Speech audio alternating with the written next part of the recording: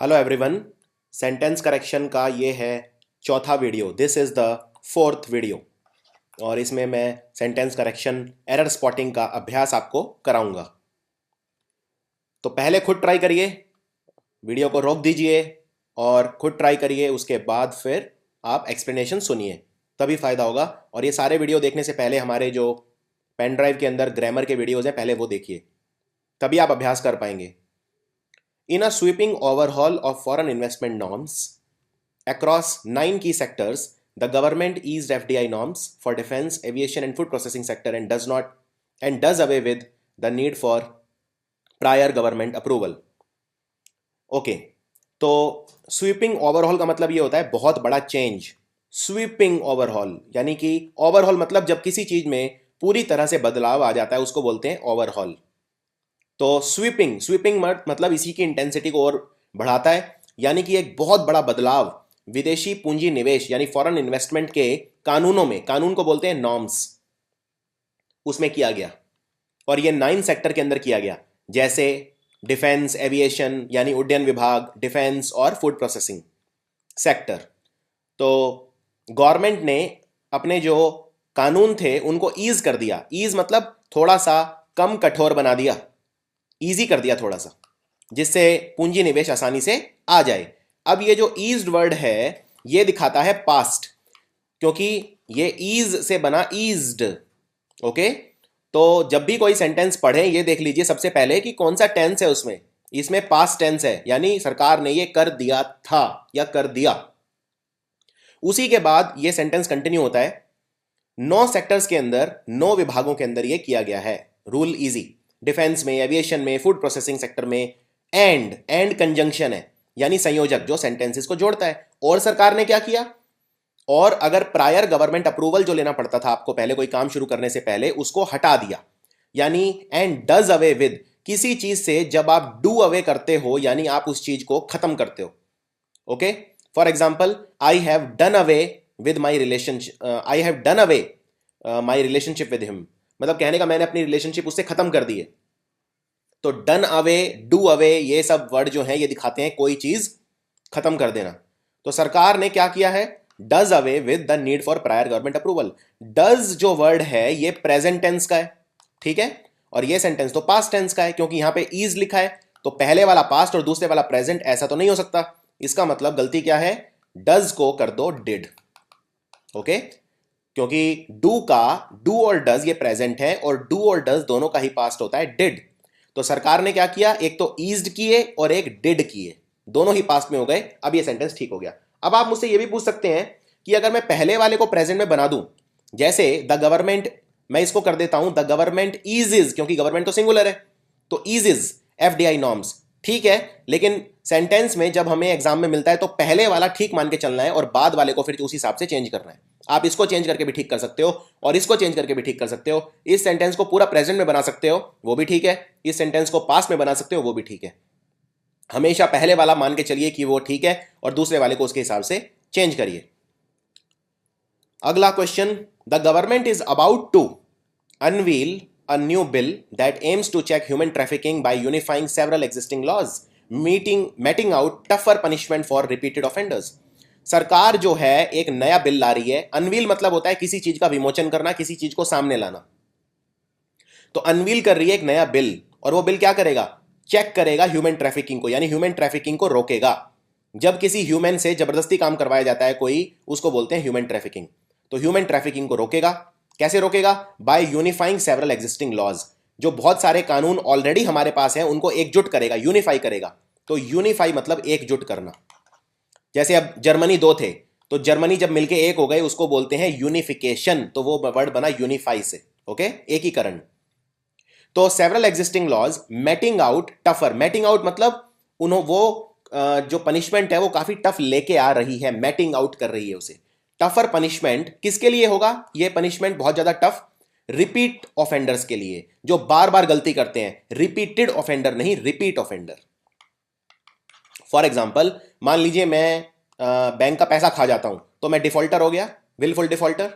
अब अगर मैं दोबारा खा जाता हूं तो मैं हो गया रिपीट डिफॉल्टर। रिपीटेड नहीं, रिपीटेड मतलब कोई काम अगर हो चुका है, मेरे को एडजेक्टिव चाहिए ऑफेंडर के लिए, तो किस तरह का ऑफेंडर, ऑफेंडर मतलब होता है जो कानून का उल्लंघन करता है, तो किस तरह का ऑफेंडर, बार बार करने वाला, तो बार बार को बोलेंगे रिपीट, ना कि repeated. All the concerned people complained to the parents about the misbehaviour of their child at the party, यानी जितने भी लोग थे, जितने भी कंसर्न लोग थे, उन्होंने पेरेंट्स को कंप्लेन किया उनके बेटे के मिसबिहेवियर, मिसबिहेवियर मतलब होता है जब आप अच्छा व्यवहार नहीं करते, दुर्व्यवहार, उस क्योंकि बच्चे ने दुर्व्यवहार किया पार्टी में, एट द पार्टी, तो इसीलिए कंप्लेन की गई उसके पेरेंट्स को। और किसने कंप्लेन की, जो भी लोग थे वहां पे। तो आप यहां पे बोलेंगे ऑल द पीपल, या तो बोलिए ऑल द कंसर्न्ड पीपल, पहली बात all the concerned people, concern people का मतलब होता है चिंतित लोग, तो लोग हो सकता है चिंतित भी हो, या फिर ध्यान से सुनिए अब इस बात को, जो वर्ड है कंसर्न्ड, आप इसे अगर पीपल के पहले लगाते हैं तो उसका मतलब हो गया चिंतित। जैसे for example the concern parents, यानी वो पेरेंट्स जो चिंतित हैं, द कंसर्न टीचर्स, यानी वो टीचर जो चिंतित हैं, कंसर्न। लेकिन अगर आप कंसर्न को पीपल के पीछे लगा देते हैं, people concern, all the people concern, तो इसका मतलब बदल जाता है। अब ये कंसर्न एडवर्ब की तरह काम करेगा और इसका मतलब अब हो जाएगा वो लोग जो इस घटना से एसोसिएटेड हैं, वो लोग जो उस वक्त मौजूद थे, जो भी लोग जिनके साथ बीती, आप बीती हुई, वो लोग। तो ऑल द पीपल कंसर्न भी ठीक है और ऑल द कंसर्न पीपल भी ठीक है, दोनों का मतलब अलग अलग हो जाएगा, लेकिन दोनों ही केस में कंसर्न हो जाएगा कंसर्न्ड। क्योंकि अगर आप कंसर्न को पहले लगाते हैं पीपल के, तो उसका मतलब हो गया ये एडजेक्टिव की तरह काम कर रहा है और पीपल की क्वालिटी बता रहा है। पीपल क्या है, पीपल नाउन है, पर्सन प्लेस थिंग नाउन होता है, तो पीपल पर्सन होता है। तो इससे पहले जब आप कंसर्न लगाएंगे मतलब ये एडजेक्टिव का काम करेगा, यानी किस तरह के लोग, कंसर्न यानी चिंतित, तो इसकी क्वालिटी बता रहा है नाउन की, इसलिए एडजेक्टिव हो गया। लेकिन अगर आप पीछे लगाते हैं ऑल द पीपल कंसर्न, तो उसका मतलब दूसरा हो गया, वो वहां एडवर्ब की तरह काम करेगा। और ऑल द पीपल कंसर्न का मतलब वो लोग जो इस घटना से रिलेटेड है, वो। The industry is poised to a quantum jump as it has ventured into Indian markets which have excellent growth opportunity. जो इंडस्ट्री है हमारी, वो एक बहुत बड़ा जंप करने वाली है, यानी उसमें बहुत ज्यादा उछाल आएगा। उछाल को जंप बोलते हैं, क्वांटम मतलब बहुत ही बड़ा, क्वांटम। ओके, तो क्वांटम लीप या क्वांटम जंप दोनों का मतलब एक ही होता है। The industry is poised to a quantum jump as it has ventured into Indian markets. ये इंडस्ट्री इंडिया की मार्केट में आ गई है और वहां पे बहुत अच्छी एक्सीलेंट अपॉर्चुनिटीज हैं। अब ये जो हैव है ये मार्केट्स के लिए है, तो ये तो बिल्कुल ठीक है क्योंकि मार्केट्स प्लूरल है, बहुवचन है, तो हैव भी बहुवचन है। लेकिन इसमें गलती है, फ्रेजल वर्ब की गलती है। फ्रेजल वर्ब की या प्रेपोजिशन की गलती भी आप इसे बोल सकते हैं। पॉइज्ड का मतलब होता है बैलेंस या इक्विलिब्रियम, और पॉइज्ड के आगे जब आप लगाते हैं प्रेपोजिशन तो वो फॉर लगता है, टू नहीं लगता। तो आप बोलेंगे the industry is poised for growth, industry is poised for quantum jump. अगर मैं बोलता हूं कि मेरा जो एग्जाम मैंने दिया है और मेरे एग्जाम में डेफिनेटली इस बार इंप्रूवमेंट होगा, तो मैं बोलूंगा my results are poised for improvement, यानी मेरे रिजल्ट्स में इंप्रूवमेंट आने वाला है, उसके लिए वो पॉइज्ड है, उसके लिए वो बैलेंस हो चुका है। तो पॉइज्ड के बाद लगता है हमेशा फॉर, और ये बहुत इंपॉर्टेंट क्वेश्चन है। Some radical changes are required in our law system if we wish to take our country to the next level. हमारे कानूनों में बहुत ही व्यापक परिवर्तन की जरूरत है, बहुत ही ज्यादा परिवर्तन की जरूरत है अगर हमें अपने देश को अगले लेवल तक ले जाना है तो। ओके, जब मैं बोलता हूं व्यापक यानी बहुत बड़े परिवर्तन की, मेजर या बहुत ज्यादा फंडामेंटल चेंजेस की जरूरत है, एकदम पूरे मतलब पूरा एक कंप्लीट बदलाव चाहिए उसमें, बहुत ही बड़े लेवल पे, उसको बोलते हैं फंडामेंटल चेंज या major change, very big change. तो उसके लिए वर्ड रेडिकल ये वाली स्पेलिंग नहीं होती, रेडिकल की स्पेलिंग ये होती है RADICAL, ना कि RADICLE। अगर आप बोलते हैं RADICLE, इसका मतलब होता है पौधे का बीज, तो जो प्लांट एम्ब्रियो होता है उसका पार्ट होता है रेडिकल। ये यहां पे बिल्कुल रिलेटेड ही नहीं है, स्पेलिंग मिस्टेक है, स्पेलिंग एरर है इसमें। RADICAL, रेडिकल का मतलब बहुत ही बड़े लेवल पे। रेडिकल का एक मतलब और होता है फंडामेंटलिस्ट, यानी कि वो व्यक्ति जो बहुत ज्यादा राइट विंगर है या जो बिल्कुल अड़ी है अपने विचारों पे, अपनी व्यवहार में, अपनी सोच में, उसको भी रेडिकल कह सकते हैं। Tim Robbins, one of the founding directors of the LTB Foundation, told the CNN that he is convinced that the foundation is on the right track. तो जो टिम रॉबिन्स है ये LTB फाउंडेशन के जितने भी डायरेक्टर हैं उनमें से एक है। तो याद रखिए वन ऑफ द मतलब एक, कई सारों में एक, उसको बोलते हैं one of the. For example जो प्रकाश है वो मेरा जो भी मेरे बेस्ट फ्रेंड्स हैं उनमें से एक है। So Prakash is one of my best friends. मेरे जितने भी बेस्ट फ्रेंड्स हैं, सबसे अच्छे दोस्त हैं, उनमें से वो एक है। वन ऑफ द के साथ हमेशा बहुवचन लगता है क्योंकि बहुत सारी चीजों में से एक। तो वन ऑफ द के साथ यहां लिखा है फाउंडिंग डायरेक्टर, नहीं डायरेक्टर नहीं, डायरेक्टर्स होगा क्योंकि वन ऑफ द के साथ बहुवचन लगता है। तो बस इसमें यही गलती है। I didn't take the decision lightly to make my identity public, and I want to be clear that I am doing this because I care so passionate about my work and also to dispel any negative myths and fears. मैंने ये जो decision लिया है ये बहुत ही हल्के में नहीं लिया कि मैं सबके सामने अपनी जो पहचान है, अपनी आइडेंटिटी है, उसे सार्वजनिक कर दूं, सबको दिखा दूं, क्योंकि मैं अपने काम के बारे में बहुत ज़्यादा पैशनेट हूं। अब यहां पे देखिए, अगर आप बोल रहे हैं मैं अपने काम के बारे में बहुत ज़्यादा पैशनेट हूं, तो या तो आप बोलिए I am passionate about my work. ध्यान से सुनिए, आई एम पैशनेट मतलब मैं पैशनेट हूं। लेकिन अगर आप बोलते हैं आई केयर सो पैशनेट तो ये गलत हो जाएगा क्योंकि केयर यहां पे वर्ब हो गई, तो मुझे एडवर्ब चाहिए। अगर आप बोलते हैं आई एम पैशनेट तो यहां आई की क्वालिटी बता रहा है पैशनेट। आई क्या है? आई एडजेक्टिव है, आई प्रोनाउन है। तो प्रोनाउन मतलब सर्वनाम है क्योंकि मैं हूं, मैं यानी मैं पर्सन हूं। लेकिन नाम ना लिख के मैंने क्या लिखा है? आई, यानी मैं क्या हो गया? प्रोनाउन हो गया। तो प्रोनाउन की विशेषता कौन बताता है? एडजेक्टिव। तो यहां पैशनेट एडजेक्टिव है क्योंकि आई की क्वालिटी बता रहा है मैं कैसा हूं, मैं पैशनेट हूं, मैं पैशनेट हूं। लेकिन मुझे यहां क्या चाहिए? आई केयर सो डैश। यहां पे केयर की विशेषता बता रहा है। केयर क्या है? यहां पे वर्ब है, क्रिया, यानी क्रिया की विशेषता बताता है एडवर्ब, और एडवर्ब के अंदर लग जाता है एल वाई। तो यहां पे होगा आई केयर सो पैशनेटली। अगर आप बोलते हैं कि मैं अपना काम बहुत ही पैशन से करता हूं तो आप बोलेंगे आई वर्क पैशनेटली। ओके, लेकिन अगर आप बोलते हैं मैं पैशनेट हूं तो आप बोलेंगे आई एम पैशनेट। ये फर्क है। आई वर्क पैशनेटली मतलब यहां पैशनेटली वर्क जो शब्द है वो वर्क के लिए आ रहा है, मेरे लिए नहीं आ रहा। लेकिन अगर मैं बोलता हूं आई एम पैशनेट तो यहां पैशनेट आई के लिए आ रहा है। तो एक में एडजेक्टिव का काम कर रहा है, दूसरे में एडवर्ब का काम कर रहा है। एडवर्ब में एल वाई लगाते हैं। The last bastion of the historic reforms of 1945, the National Health Service has been so subverted by Jack and Labour supported privateers, it is fighting for their life. जो 1945 में जो reforms हुए थे, कानूनों में परिवर्तन हुए थे नेशनल हेल्थ सर्विस के अंदर, उनको बिल्कुल खत्म कर दिया गया है। किसके द्वारा? जैक और उसके जो प्राइवेटियर्स हैं, लेबर सपोर्टेड प्राइवेटियर्स, यानी कि उसके जो बिजनेसमैन फ्रेंड हैं या जो प्राइवेट लोग हैं उनके द्वारा। और ये इतने बुरी तरह से उसको खत्म कर दिया गया है कि वो अपनी जिंदगी के लिए लड़ रहा है। क्या लड़ रहा है? लास्ट बास्टियन, आखिरी पड़ाव, आखिरी महल, या एक तरह का आप कह सकते हैं जो आखिरी जो उसके अवशेष बचे हैं जो रिफॉर्म्स हुए थे कानूनों में। तो यहां पे लास्ट बास्टियन सिंगुलर है। तो फाइटिंग फॉर देयर लाइफ नहीं, फाइटिंग फॉर इट्स लाइफ, अपनी लाइफ के लिए लड़ रहा है। बहुवचन यहां पे रिफॉर्म्स है, ये देयर लास्ट बास्टियन के लिए है। क्या चीज अपनी आखिरी सांसें ले रही है? लास्ट बास्टियन, ना कि हिस्टोरिक रिफॉर्म्स। हिस्टोरिक रिफॉर्म्स का लास्ट बास्टियन। तो ये बहुत ही कॉमन एरर है, सब्जेक्ट वर्ब एग्रीमेंट एरर। इसीलिए बोलते हैं सब्जेक्ट को पहचानो, सब्जेक्ट के हिसाब से वर्ब ढूंढो। अब यहां पे आप कंफ्यूज हो सकते हैं। रिफॉर्म्स आप सोचेंगे रिफॉर्म सब्जेक्ट है, रिफॉर्म सब्जेक्ट नहीं है। प्रेपोजिशन के बाद ये लगाए यानी ये सब्जेक्ट नहीं है, ऑफ प्रेपोजिशन है। तो प्रेपोजिशन ये जो होते हैं बीच में कंफ्यूज करने के लिए डालते हैं। सब्जेक्ट है the last Bastian. His father left him a fortune, but he lives so extravagantly that he will spend it all before he is 30.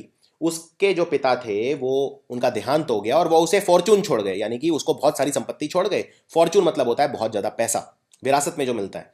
तो उसके पापा उसे एक फॉर्चून छोड़ गए, बहुत सारा पैसा छोड़ गए, लेकिन वो इतना खर्चीला है। He lives so extravagant. Extravagant मतलब होता है जो व्यक्ति बहुत ज़्यादा पैसा उड़ाता है, नई नई चीज़ें ट्राई करता है, नए नए शौक पाल लेता है, वो है एक्स्ट्रावेगेंट बिहेवियर।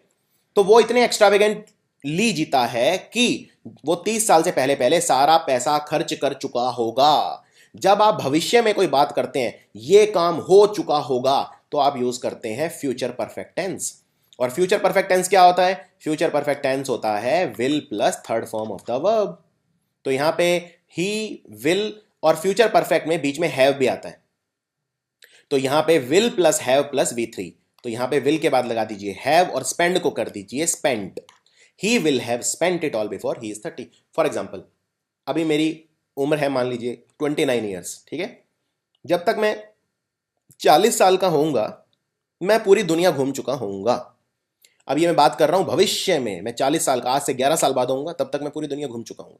तो मैं बोलूंगा by the time I am 40, जब तक मैं 40 का होऊंगा, by the time I am 40 I will have travelled the entire world. I will have travelled, क्यों, तो विल लगाइए, फिर हैव लगाइए, और फिर third form of the verb लगाइए, ट्रेवल ट्रेवल ट्रेवल्ड। तो इसी तरह यहां पे जब तक वो 30 का होगा, 30 साल से पहले पहले वो सब सारी दौलत खर्च कर चुका होगा, भविष्य में कोई काम हो चुका होगा, उसके लिए यूज करते हैं future perfect tense, will plus have plus V3। Gaurav is not only famous for his writings in English but also for his paintings on spiritual themes. जो गौरव है वो दो चीजों के लिए फेमस है, एक अपनी इंग्लिश में लेखनी के लिए, राइटिंग्स के लिए, और दूसरा अपने स्पिरिचुअल थीम के ऊपर पेंटिंग्स के लिए। तो याद रखिए, नॉट ओनली बट ऑल्सो हमेशा साथ आते हैं, इनको बोलते हैं कोरिलेटिव कंजंक्शन, यानी साथ आते हैं। अब ये साथ आते हैं तो याद रखिए, देखिए गौरव जो है, मैं ये नहीं कह रहा गौरव ना सिर्फ फेमस है बल्कि कुछ और भी है, नहीं, गौरव फेमस तो है, किस चीज के लिए, दो चीजों के लिए। तो उन दो चीजों में ऐसे बना लीजिए, और एक में लिख दीजिए नॉट ओनली और दूसरे में बट ऑल्सो। तो गौरव है फेमस, ठीक है, not only for his paintings in English but also for his paintings on spiritual themes. Not only for his writings in English, यानी कि नॉट ओनली कहां लगेगा, फेमस फॉर के बाद लगेगा, पहले नहीं लगेगा। तो ये एरर जो है ये प्लेसमेंट एरर है, इसमें नॉट ओनली को सही जगह पे नहीं लगाया, क्योंकि अगर आप बोलते हैं गौरव इज नॉट ओनली फेमस, इसका मतलब ये हो गया गौरव ना सिर्फ फेमस है, नहीं, मैं ये नहीं कह रहा, फेमस तो है ही, इसमें तो कोई डाउट नहीं है। गौरव इज फेमस फॉर, किस चीज के लिए फेमस है, ना सिर्फ राइटिंग्स के लिए बल्कि पेंटिंग्स के लिए भी। तो ना सिर्फ कहां लगेगा, राइटिंग्स के आगे लगेगा, not only his writings but also his paintings. तो आई होप ये आपको क्लियर हो गया होगा, बहुत ही कॉमन क्वेश्चन है ये। I can hear the bell ringing, but nobody seemed to be coming to opening the door। में दो एरर है इसमें, क्या आप पकड़ सकते हैं उन्हें? ध्यान से क्वेश्चन को देखिए, वीडियो पॉज करिए, अटेम्प्ट करिए। मैं सुन पा रहा हूं कि जो घंटी है वो बज रही है, लेकिन कोई भी व्यक्ति, मुझे ऐसा लग नहीं रहा कि वो दरवाजा खोलने आ रहा है। तो कारण क्या है दरवाजा खोलना, क्यों नहीं आ रहा कोई दरवाजा खोलने के लिए? तो टू ओपनिंग द डोर नहीं, टू ओपन द डोर होगा। पहली गलती तो ये है। Nobody is coming to open the door, हम ये नहीं बोलते कि कोई भी नहीं आ रहा, नोबडी इज कमिंग मतलब कोई नहीं आ रहा है, ठीक है, किस लिए, टू ओपन द डोर, किस लिए, दरवाजा बंद करने के लिए, to close the door. Clear? मैं अपने घर जा रहा हूं, आई एम गोइंग होम, क्यों, टू स्टडी। मैं ये नहीं बोलूंगा टू स्टडिंग, नहीं, टू स्टडी, इन्फिनेटिव यूज करते हैं, टू प्लस वर्ब। तो इसमें यह गलती है, और एक गलती और है, नोबडी के बाद सीम नहीं लगेगा, नोबडी के बाद सीम्स लगेगा, क्योंकि नोबडी यहां पे डिस्ट्रीब्यूटिव प्रोनाउन है एक तरह से।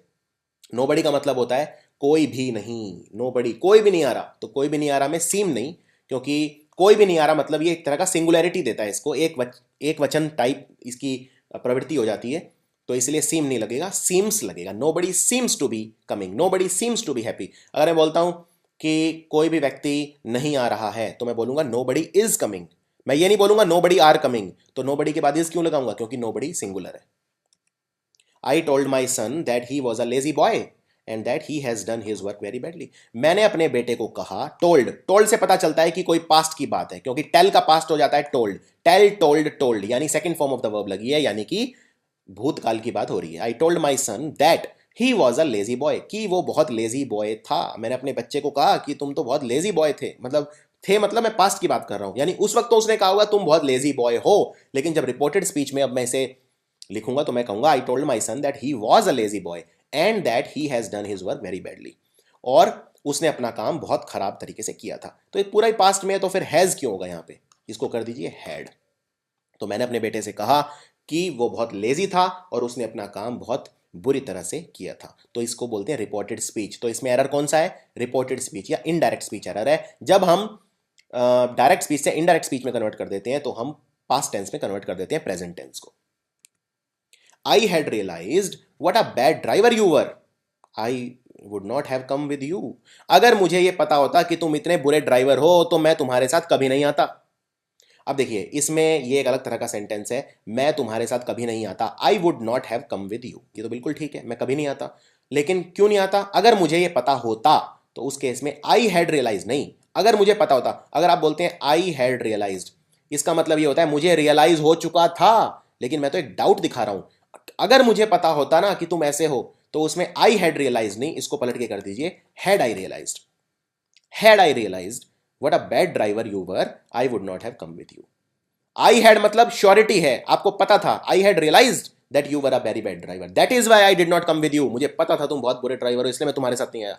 लेकिन यहां पे आप वो नहीं कह रहे, आप कह रहे हो अगर मुझे पता होता, had I realized. Okay, people pay tribute to him for his dedicated and selfless service for the nation and its people.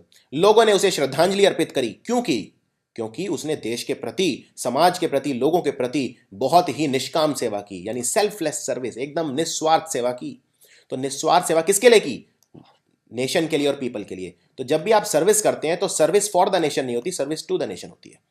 For example, मैं गांधी जी को श्रद्धांजलि देता हूं उनके भारत में योगदान के लिए, तो मैं कहूंगा I salute Gandhi ji for his service to the nation. Service हमेशा टू द नेशन होती है, सर्विस से पहले फॉर लगा सकते हैं, जैसे यहां भी मैंने लगाया है। मैंने उसको श्रद्धांजलि क्यों दी? सर्विस के लिए, और फॉर का मतलब होता है के लिए। लेकिन किस चीज को वो सर्विस थी? देश को, तो वहां मैं टू लगाऊंगा, service to the nation. Okay, Had he been prepared his lecture well in advance, it would have been the best lecture in the entire conference। ये बिल्कुल वैसा सेंटेंस है जो मैंने आपको कहा था कि अगर मुझे पता होता कि तुम इतने गंदे ड्राइवर हो तो मैं तुम्हारे साथ कभी नहीं आता। अब इसमें ये कह रहा है अगर उसने अपना लेक्चर एडवांस में ही तैयार कर लिया होता तो वो पूरी कॉन्फ्रेंस का सबसे अच्छा लेक्चर होता। It would have been the best lecture in the entire conference, इसमें तो कोई गलती नहीं है। Would have been, would have been क्या दिखाता है? वो कॉन्फ्रेंस में सबसे अच्छा लेक्चर होता है। तो इट वुड हैव बीन मतलब थोड़ा सा एक प्रोबेबिलिटी दिखाता है ये कि हाँ हो सकता था, तो वुड का एक स्पेशल यूज ये भी होता है। खैर, had he been prepared his lecture well, been कहां से आ गया? अगर उसने अपना लेक्चर अच्छे से तैयार किया होता तो आप बोलेंगे हैड ही प्रिपेयर्ड, बीन नहीं। Okay, had he been prepared मतलब अगर उस पर्सन को तैयार अच्छे से किया गया होता, तो वो सेंटेंस फिर बिल्कुल अलग तरह का सेंटेंस है, क्योंकि पैसिव हो जाता, क्योंकि उसको तैयार उसने खुद नहीं किया, किसी और ने किया। Had he been prepared by someone, no, हम बोल रहे हैं अगर उसने किया होता अपना लेक्चर तैयार तो had he prepared his lecture well in advance.